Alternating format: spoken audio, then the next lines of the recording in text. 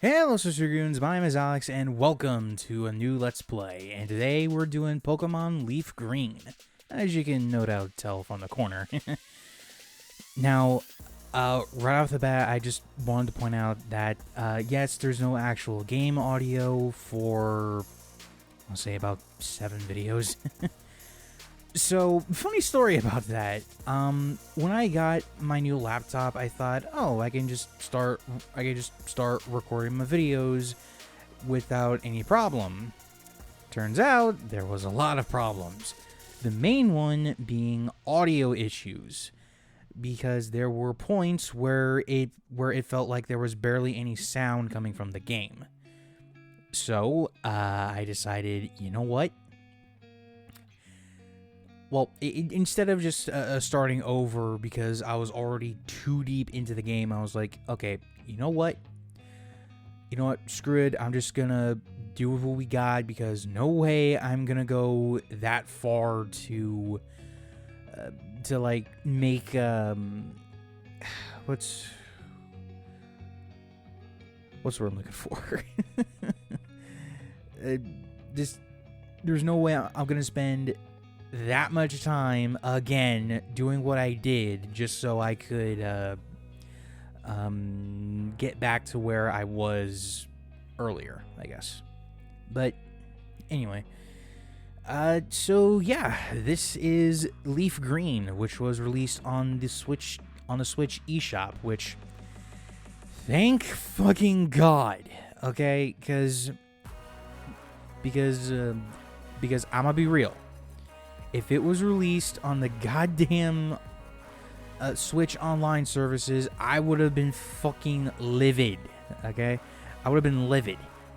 But thankfully, it's on the eShop for a few bucks, like 20. And some people may think, oh, well, that's actually a good price. Shut the fuck up. Not everybody has the means to play like the actual GBA cartridges anymore.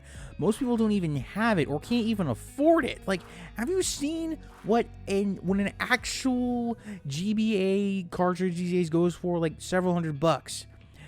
Like, that's probably just like used. GBAs themselves, probably even more. Okay, this is more convenient. I like the conveniency. Sorry about that. I just had to get that out of the way because people have been making a stink about the pricing, and I'm like, fuck off. There are worse problems that this fucking franchise has. But I should warn you guys that what you get is the original version of the game. Like, there's no modern mechanics. This is Gen 3 mechanics through and through. And I will get into that as the game goes on, but for now, let's just try to take it easy. Well, as easy as we can. So, if you've played a Kanto game, then you pretty much know what to expect. However, unlike the last one I played, there's going to be major improvements. And this was like 2004. Sorry, I got very passionate about it because fans will complain about the most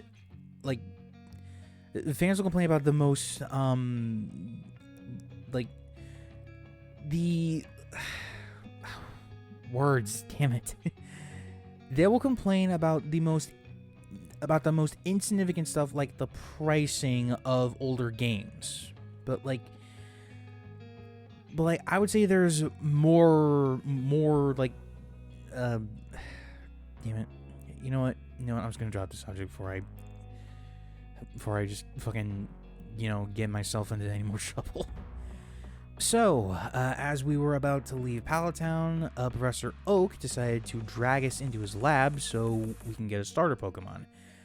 If you've played a Kanto game, then you know what to expect. Charmander, Squirtle, Bulbasaur, but before I even started playing the game, I actually had you guys vote on which one you wanted me to have. And I gotta say, what do you got against Squirtle?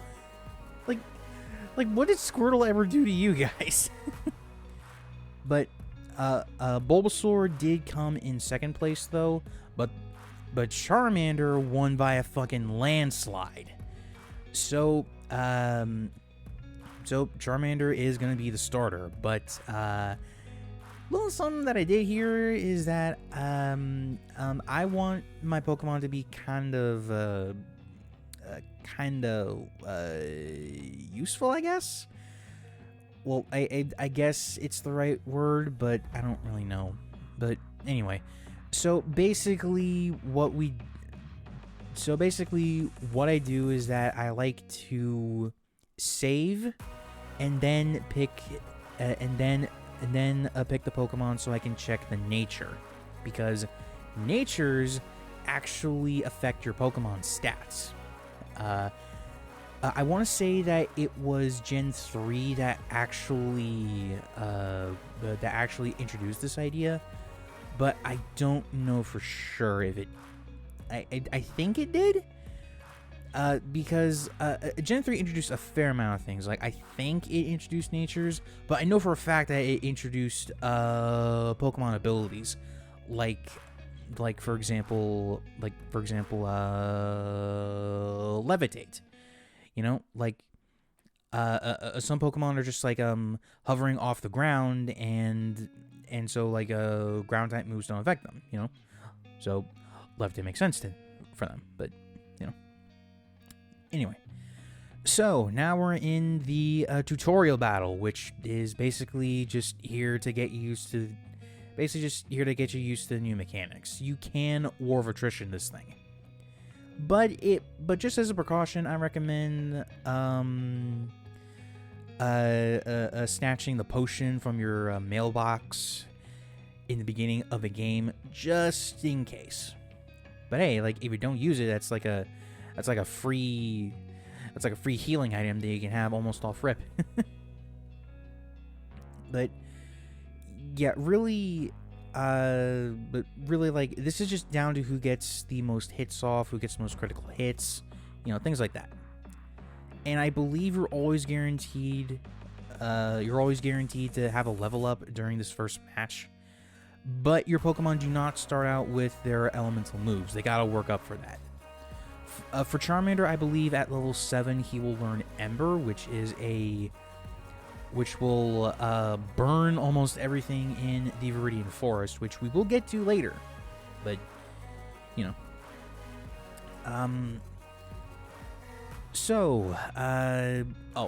Here I was just thinking, like, one step ahead, because Daisy Oak, which is your rival's sister, she will give you a map, but that's after you deliver Oak's parcel to him. So, yeah.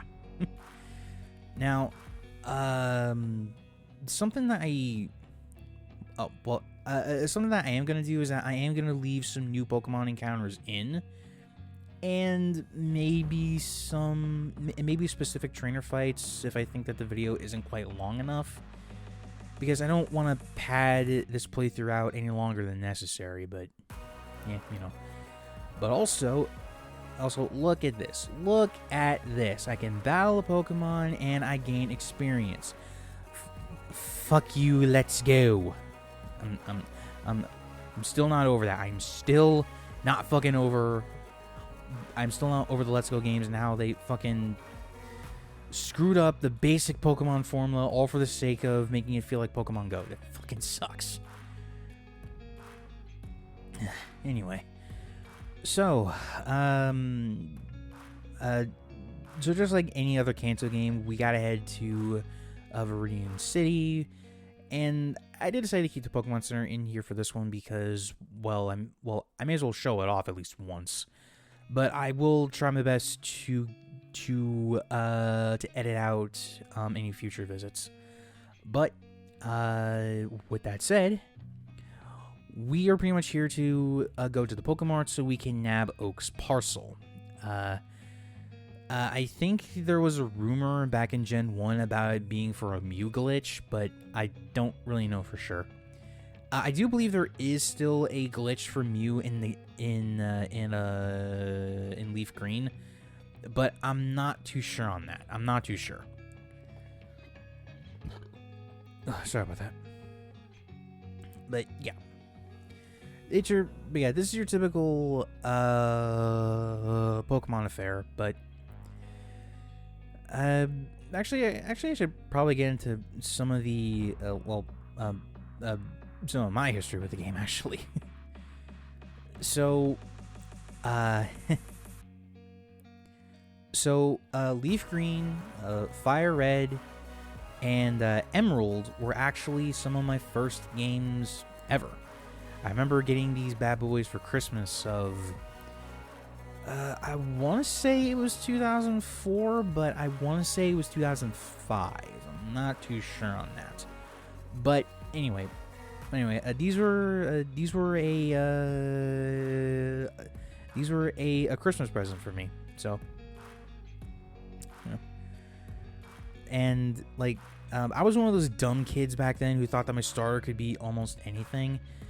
And yeah, I wouldn't beat these games for quite a while, but I do remember constantly restarting these games, and also having just a little bit of fun trying to get my parents to help me out with these games. Sorry, guys. But anyway, a bit of a visual detail that I actually like in this game is that if you were to look at the Pokedexes on the back earlier, you would have saw that they are the Gen 3 Hoenn Dex. Like, well, okay. It is the Battle Frontier Dex. Like, if you watched the Battle Frontier anime and saw the Pokedexes that May and Ash had, then you would have remembered the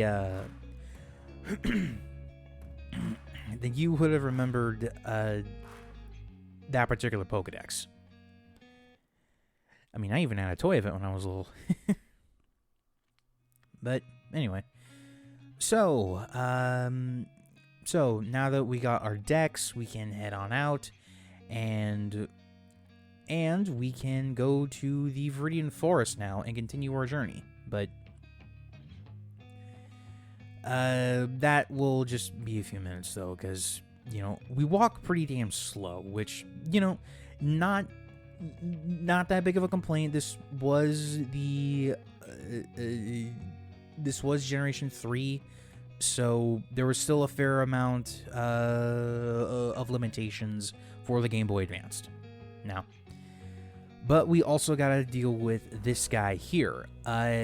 If you do try to get past him early, then he will stop you, saying that he didn't have his coffee, and really he's just here to teach you how to catch a Pokemon, which thankfully is not very long, and you don't control the speed of how it works, right? You don't all that stuff right there. I was not doing anything, so yeah. Okay, but he also gives us a special catchy TV, which will give you tips and tricks on how to properly catch a lot of Pokemon.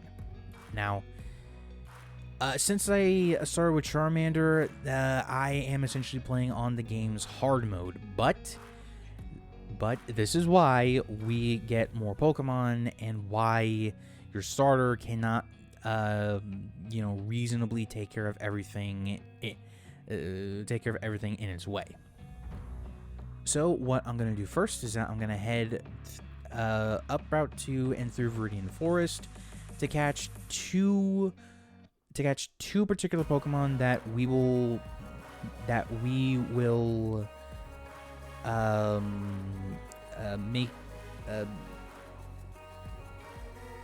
make good use out of them, let's say. Now, already there is a bit of a version difference off the bat, because because in the Viridian Forest, there is a certain percent chance that you will encounter Weedle compared to Caterpie. Now, Weedle and Caterpie are like the starter bugs. Like, they're the ones that are meant to evolve quickly to help you get through the early game, and for me, it was kind of a tech pick. And here we go. We're gonna be catching a Caterpie first, and but it's not because of what Caterpie is; it's what Caterpie becomes. Because a Caterpie can eventually become a Butterfree. Now, in this game, one of the abilities introduced in the game is Compound Eyes, and that move basically jacks up the accuracy of moves that don't have like 100% accuracy. Like let's say that you're using the powders, right? Sleep, paralysis, sleep, stun spore, and poison powder, right? They're not quite that accurate, but Butterfree will make sure that you actually, hit them with it. So, yeah. Butterfree will be on the team at least for a little while, and will eventually become... Oh, sorry about that.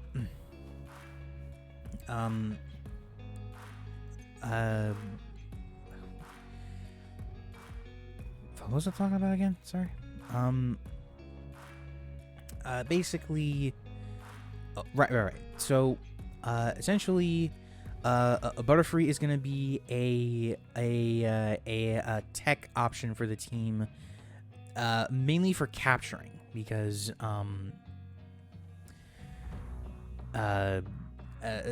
mainly because certain Pokemon are very tricky to catch, but well, it's not quite the end of the world, but I'd rather just have an easier time. But there is one more member that we need to find here, and that is... Hey, it's a Pikachu! And right here... Well, actually, I forget, was this a Gen 4 thing? But I thought certain Pokemon had a specific identifiable traits to be a female, and for Pikachu, it was its tail. Because if you look at the tail, it is a squared tail, which is prevalent in the males. The females have a heart-shaped tip, But anyway, either way, so Pikachu has like a 5% encounter rate in the forest, and well, let's just say it's not quite that simple to catch, because, I think it likes to break out of the balls very, very easily. And, I don't know why this happens, but for me, it always leans more towards the physical stats rather than the special attack stats, even though, some of its better moves are special based. I don't know, is it just me? Is it just me? But anyway, Pikachu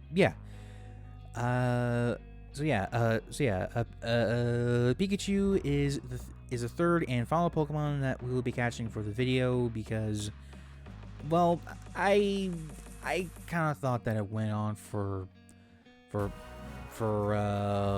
long enough, because it was like a 30-something minute raw footage. And that's just of me trying to save and catch so I can properly get Pikachu and the other members on the team. But, well, oh boy. Well, I guess we got a fair amount done already, but I mean, we still got a long way to go, and because there's no experience share, that means I have to level grind to get these guys up to snuff pronto, which I did off screen before part 2. So, there you go. Now, well, actually, I think I'm out of things to talk about for this video, so, I'll get some final editing stuff done, like transitions and stuff like that, and, notice some video stuff that's not very good, but anyway, that's all behind the scenes stuff, so, I guess I'll be signing off now. If you enjoyed the video, be sure to leave a like, comment down below, and if you're new around here, please subscribe to the channel because we're on the road to 1,000 subscribers, and every little click helps out a lot. Until next time, LeafGreens, remember, reach for the stars.